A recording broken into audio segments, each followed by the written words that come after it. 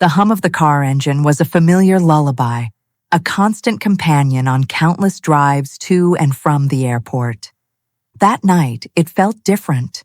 The usual comfortable silence between my daughter, Candace, and me was charged with an unspoken tension, a chill that had nothing to do with the air conditioning blasting through the vents. In the back seat, my 7-year-old grandson, Devin, was a small, quiet statue, his face pressed against the window, reflecting the passing streetlights like fleeting stars. I was driving him and his mother to the Hartsfield-Jackson Atlanta International Airport for what I believed was just another routine business trip. I had no idea that by the end of the night, the foundation of my life would be shattered, and the person I thought I knew best would be revealed as a stranger. I am R. Binham, 70 years old. For the last 3 years, since the tragic car accident that took my son-in-law, Reggie, I have lived with my daughter and grandson. The loss carved a hollow space in all of us, but it changed Devin the most. The vivacious, chatty little boy receded, replaced by a profoundly observant and preternaturally quiet child. He spoke with his eyes, with small gestures, with a solemnity that was far beyond his years. That night, he was quieter than ever. We arrived at the airport early. The terminal was a vast, echoing cavern, nearly empty at this late hour. The icy blast of the climate control made me pull my thin coat tighter around my frame, a feeble defense against the artificial cold. "It'll only be 3 days, Mama," Candace said with a smile that didn't quite reach her eyes as she adjusted the strap of her carry-on bag. "Take good care of Devin, and don't forget his medication." Standing beside me, Devin clutched his worn dinosaur backpack, his knuckles white. He watched his mother with an intensity that was unsettling, his gaze fixed on her every move. "Everything will be fine, my love," I said, trying to draw him into the conversation. "We always make it work, don't we, Devin?" He offered only a silent, grave nod. Candace crouched down in front of him, her professional blazer straining at the shoulders. She smoothed the soft brown hair away from his forehead. "Be good for Grandma." "I love you. I'll be back soon." She pressed a kiss to his brow, and he remained motionless, accepting the affection, but not returning it. My heart swelled with a confusing mix of emotions as I watched her. In the 3 years since Reggie's death, she had transformed into a formidable, independent woman, a successful marketing manager who tackled her career with a ferocious determination I sometimes feared was a way to outrun her grief. I admired her strength, even as I mourned the growing emotional chasm that had opened between us, filled with brief, mechanical hugs and conversations that skimmed the surface of our lives. "I have to go," she announced, checking her watch with a sharp, practiced flick of her wrist. "Boarding starts in half an hour." We shared one of those perfunctory embraces, our bodies touching, but our hearts miles apart. Her kiss on my cheek was dry and quick. Then, without a backward glance, she grabbed her rolling suitcase and walked toward the security gate, her heels clicking a steady, receding rhythm on the polished floor. We stood there, Devin and I, until her silhouette was swallowed by the shifting crowd. "Let's go, Devin." "It's getting late," I said softly, taking his small, cool hand in mine. The walk through the long terminal corridor was silent. His quietness didn't worry me. It was his nature. But the grip of his hand felt different, not passive, but tense, as if he were holding on for dear life. The parking garage was a dungeon of concrete and shadows, poorly lit by flickering yellow lamps that cast long, distorted shapes on the walls. The air smelled of damp concrete and exhaust fumes. The few cars scattered throughout the vast space seemed like sleeping metal beasts. I pressed the key fob, and the lights on our old Chevy Impala blinked in welcome across the gloom. I took a step toward the driver's side, gently tugging Devin's hand. That's when he stopped dead.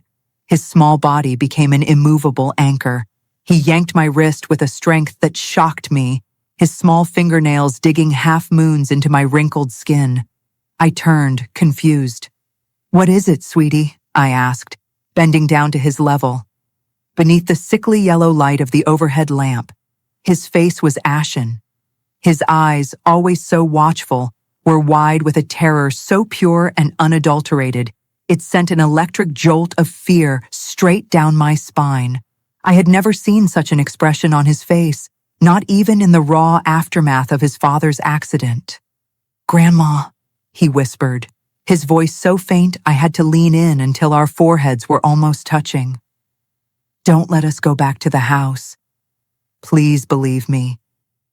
My first thought was of the empty, quiet house without his mother. "Don't worry, my love. We'll be just fine. It'll be just the two of us for a few days.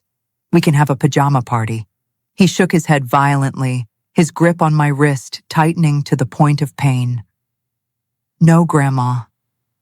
"Don't go back to the house," he repeated, his voice cracking under the weight of his plea. "This morning, I heard Mama on the phone in the home office. She was talking about us.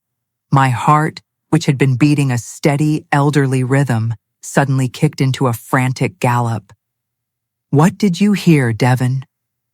He swallowed hard, his little Adam's apple bobbing.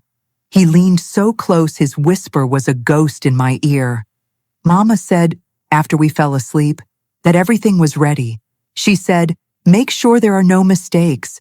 The gas has to look like an accidental leak.'" The world tilted. The hum of distant traffic, the flicker of the lights, the smell of the garage, it all receded into a muffled roar.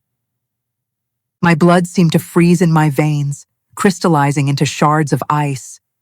I stood paralyzed, staring into the eyes of my grandson, which now held a horrific adult secret.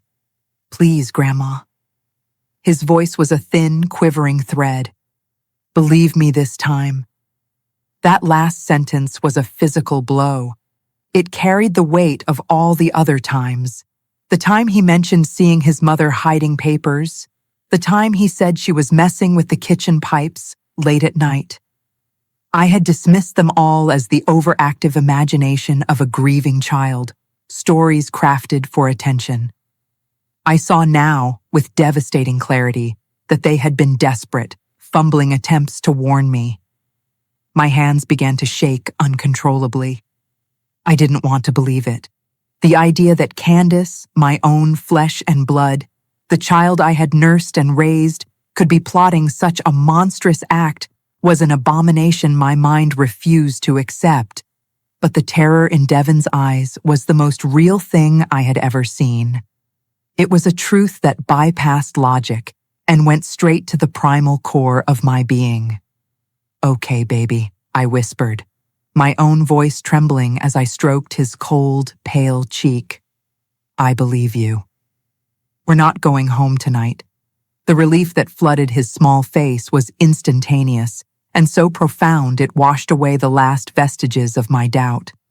His entire body sagged, the tension draining out of him in a single, shuddering breath. He knew. This 7-year-old boy had somehow uncovered a plot against our lives, and he had trusted me enough to tell me.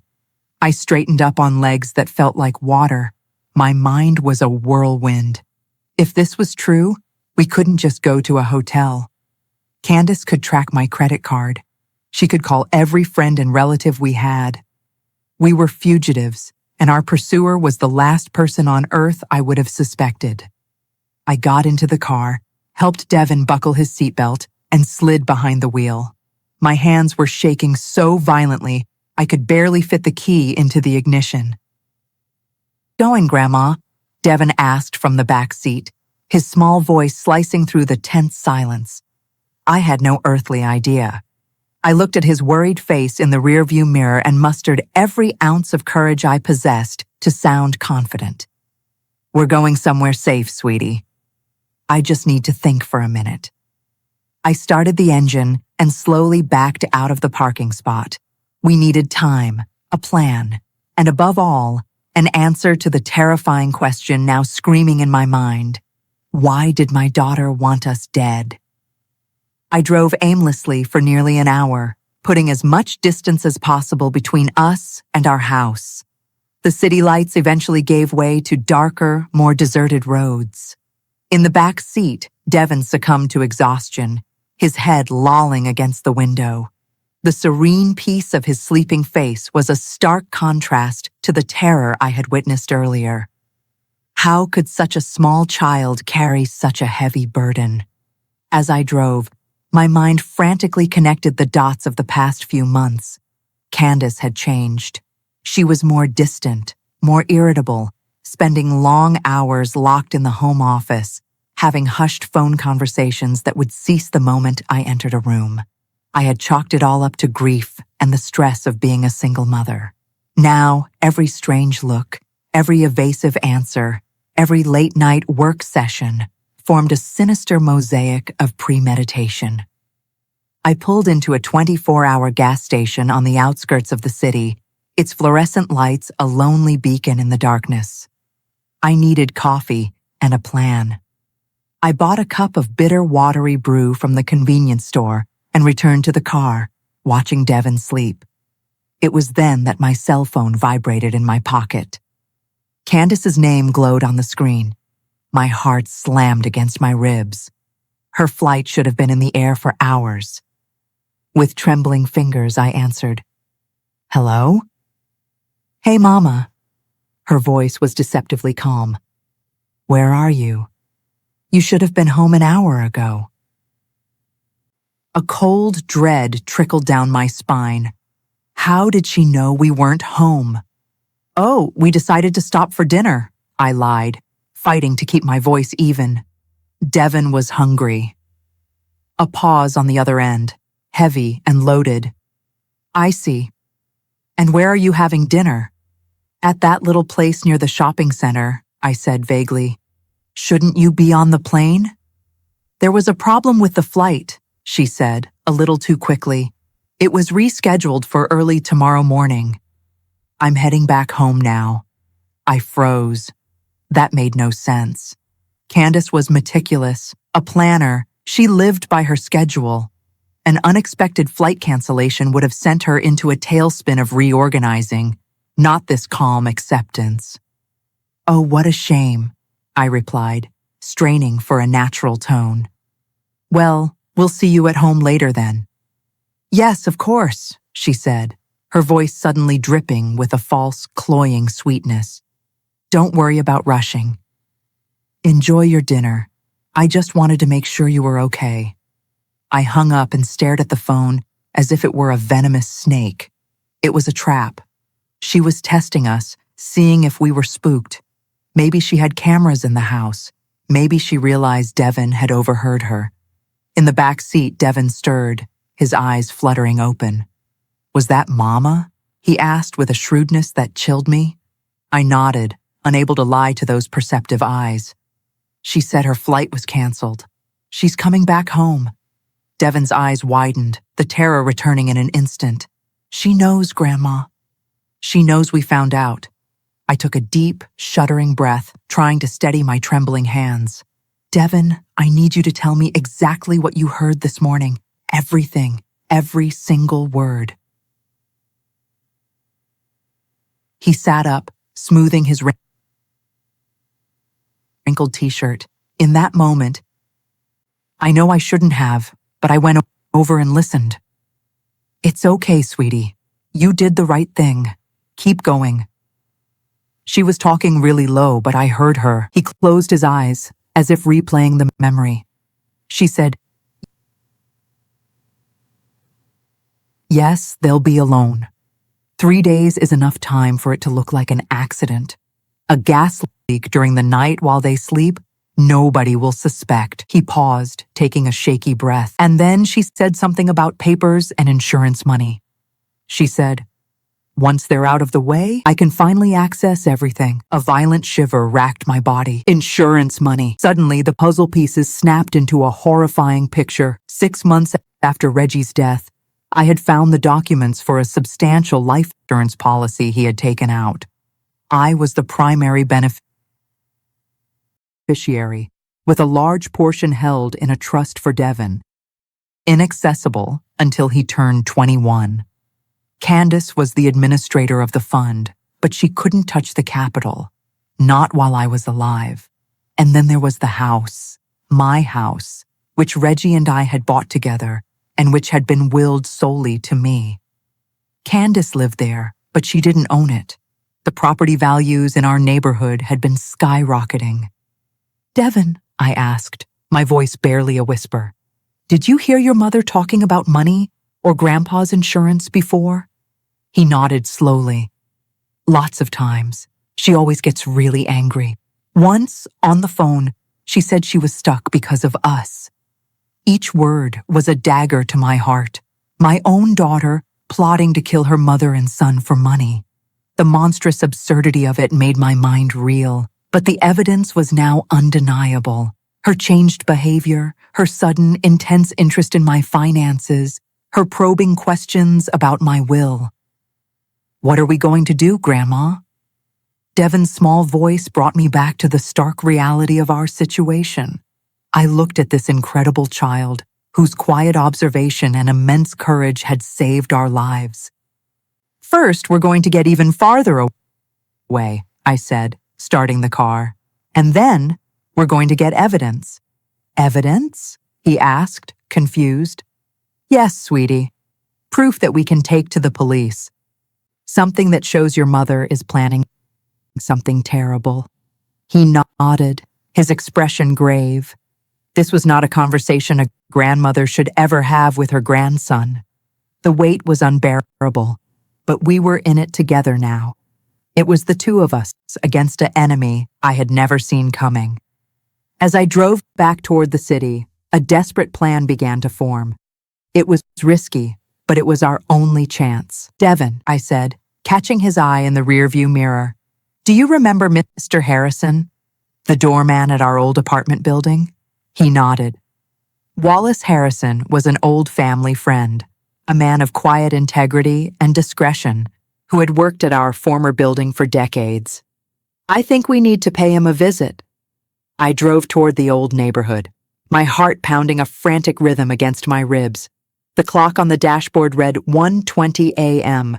when I parked on a parallel street, away from the building's security cameras.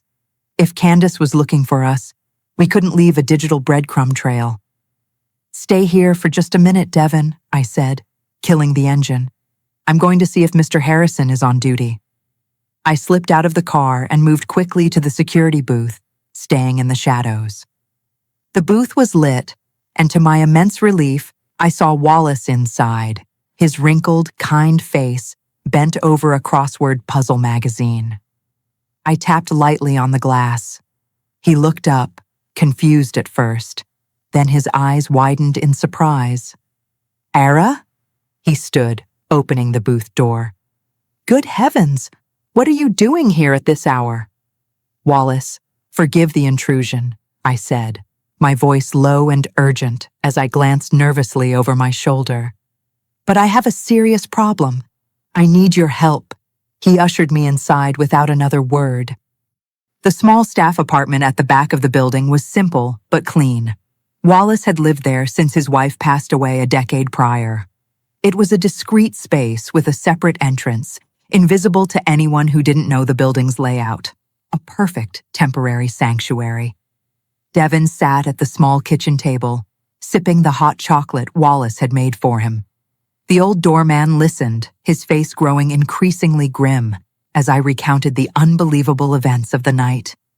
"Ara," he said finally, his voice heavy with concern. "Are you sure about this? These are very serious accusations against your own daughter."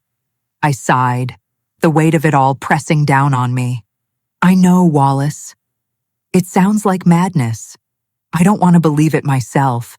I looked at Devon, who kept his eyes fixed on his mug. But I can't ignore what Devon heard. And there are other things I'm only now putting together. Wallace nodded slowly, rubbing his stubbled chin. He had known our family for over 30 years. He'd watched Candace grow up, had attended her wedding, had wept at Reggie's funeral. His loyalty was to our family, not just to one member of it. "What do you plan to do, Ms. Ara?" he asked, his tone formal, reflecting the gravity of the situation. "We need proof," I stated, the plan solidifying in my mind. "If I go to the police with just the word of a 7-year-old and my suspicions, they'll dismiss me. Candace is a respected professional. They'll say it's a family dispute, or that I'm a confused old woman." Wallace frowned but didn't disagree. He knew I was right. "And where do I fit into this?" he asked. "I need to go back to the house," I said, feeling Devon tense beside me. "Not to stay, but to look for evidence. I need to know exactly what she was planning. And I need Devon to stay here, where he'll be safe, while I do it." "No, Grandma," Devon exclaimed, putting his mug down with a clatter. "It's too dangerous. What if Mama is there?" I took his small, cold hands in mine. "I know, sweetie. But I'll be careful. I'll just take a quick look in her office. I'll be in and out before anyone knows." He shook his head, tears welling in his eyes. "I don't want you to go. I don't want to stay alone." "You won't be alone," I reassured him. "Mr. Harrison will be with you, and I promise I'll come back soon." "Couldn't go alone," Wallace interjected, his worry evident. "What you say is true. It's far too risky." "I have a choice," I replied, a steely resolve hardening my voice. "If Candace realizes we're onto her, she'll destroy any evidence. I have to go now, while she still thinks we're oblivious." Wallace sighed, a sound of profound weariness. "At least let me drive you. I'll wait in the car on the corner. If you're not out in 20 minutes, I'm calling the police." I agreed.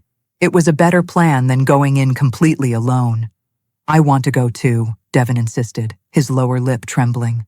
"No, sweetie," I said firmly. "It's too dangerous. I need you to stay here, where you're safe.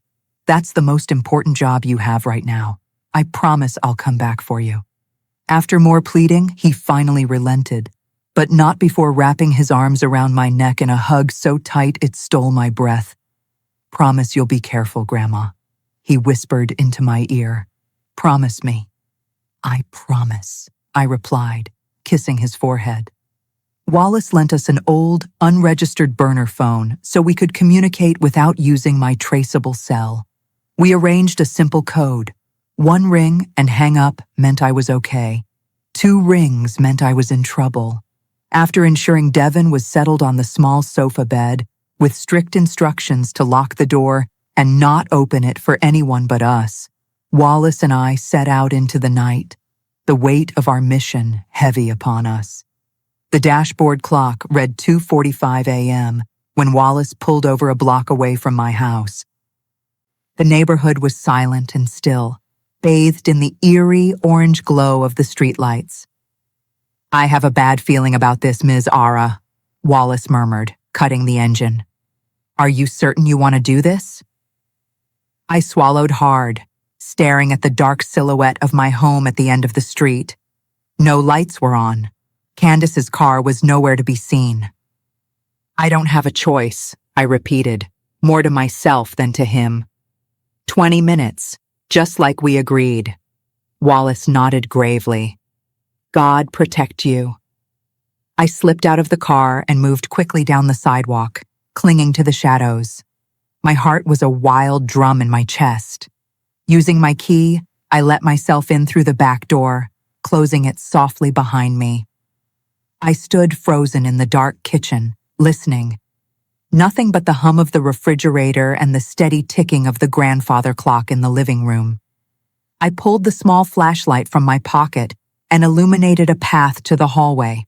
I needed to get to Candace's second-floor office without making a sound. Every creak of the floorboards beneath my feet sounded like a gunshot in the oppressive silence. At the foot of the stairs, I froze. A strange, sweet, yet chemical odor hung in the air. I sniffed again, trying to place it. It wasn't gas. It was something else, something foreign that sent a fresh wave of dread through me. Climbing the stairs felt like an ascent into hell. Each step was a calculated risk, avoiding the boards I knew would groan in protest. On the second-floor landing, I stopped in front of Candace's office door, locked, as expected. I pulled a bobby pin from my pocket, a skill I'd learned decades ago when a teenage Candace would lock herself in her room during tantrums. I never imagined I'd use it to investigate her for attempted murder. After a few tense minutes of fiddling, the lock yielded with a soft click. I pushed the door open slowly, praying the hinges wouldn't squeal. Candace's office was, as always, impeccably organized. Neat shelves, a tidy desk, a closed laptop. I began my search, my hands trembling as I opened drawers and sifted through folders. It was in the third drawer, hidden beneath a stack of corporate reports, that I found it. A distinctive red folder. Inside were bank statements for accounts I didn't recognize, showing large transfers to someone named M. Sellers. And most damning of all, a copy of my life insurance policy, covered in handwritten notes about payout values and clauses. My heart stopped. It was real. Every terrifying word from Devon's mouth was confirmed. A noise from downstairs shattered the silence. The distinct sound of the front door opening. I froze, my blood turning to ice. Candace was home. I fumbled for the burner phone and dialed Wallace's number. 2 rings. Hang up. The trouble signal. Working quickly, I used my phone to photograph the most incriminating documents. No time to read them all, just capture the evidence. I slid the folder back into its hiding place and ducked behind the door, clicking off my flashlight. Footsteps on the stairs, slow, deliberate, not Candace's usual brisk pace, more cautious. Adrenaline surged, sharp and metallic in my mouth. I was trapped. The footsteps stopped in the hallway. I could hear breathing on the other side of the door. A shadow moved, blocking the sliver of light from the hallway. Someone was standing right there, listening. I held my breath, cold sweat trickling down my back. The doorknob began to turn. The door creaked open a few inches. I pressed myself against the wall, making myself small in the darkness. A silhouette was cast onto the office floor. It wasn't Candace. This figure was taller, broader. A man. Marcus? Candace's voice floated up from downstairs, slightly muffled. Is everything clear up there? Marcus. The name from the bank statements. M. Sellers. Just checking. A deep male voice replied, just feet away from me. The house is empty. No sign of them. I told you something was wrong, Candace snapped, her voice closer now. She was coming up the stairs. They should be here. The plan was for tomorrow night, after I got back. Now the whole timeline is ruined. I said involving the kid was risky. The man, Marcus, grumbled, moving away from the door. Kids are unpredictable. He might have heard something. Impossible, Candace retorted, now in the hallway. Devon never wakes up before 7, and I always take my calls in the office with the door closed. Besides, even if he did hear something, who would believe a 7-year-old? A sudden dull thud came from downstairs, followed by a muffled curse. What was that? Candace asked, her voice sharp with alarm. I don't know. I'll check. You go get her room ready. Marcus's footsteps retreated down the stairs. Candace lingered in the hallway for a moment before I heard her steps heading toward my bedroom at the end of the hall. Getting my room ready. The phrase was a death sentence. And that noise downstairs? It had to be Wallace. My brave, foolish friend had come in after my signal and was now in terrible danger. I had to move. Slipping out from behind the door, I eyed the office window. It opened onto a narrow ledge overlooking the backyard. A dangerous, perhaps suicidal option for a woman of my age, but it was the only one I had.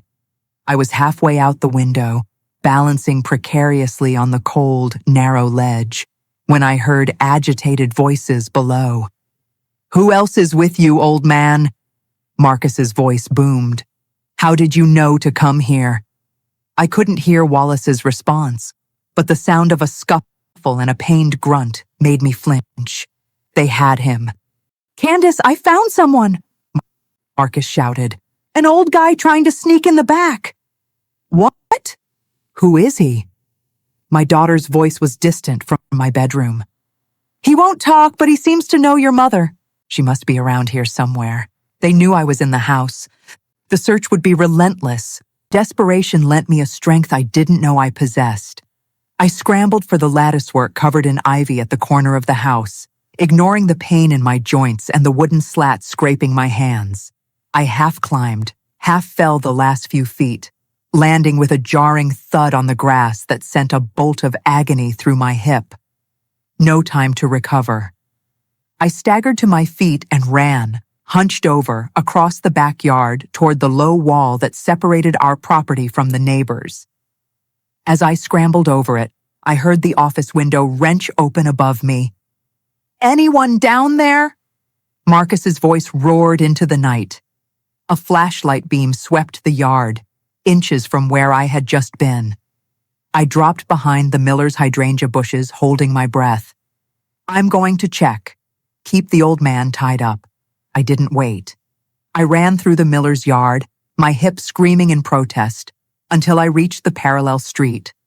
Gasping for air, I didn't stop until I was several blocks away, emerging onto a main avenue where a few late-night bars were still spilling light and noise onto the sidewalk. I leaned against a brick wall, my entire body trembling, and dialed 911 on the burner phone. "Police! What is your emergency?" A calm, professional voice answered.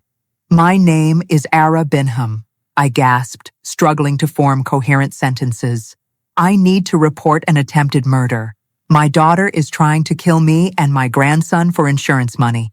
She has an accomplice, and they've just captured a friend of mine who tried to help me." I gave the address, my voice cracking with urgency. As I spoke, a patrol car cruised slowly down the avenue.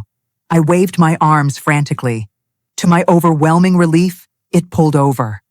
The next hours were a blur of frantic explanations, flashing lights, and a tense, coordinated police operation at my house.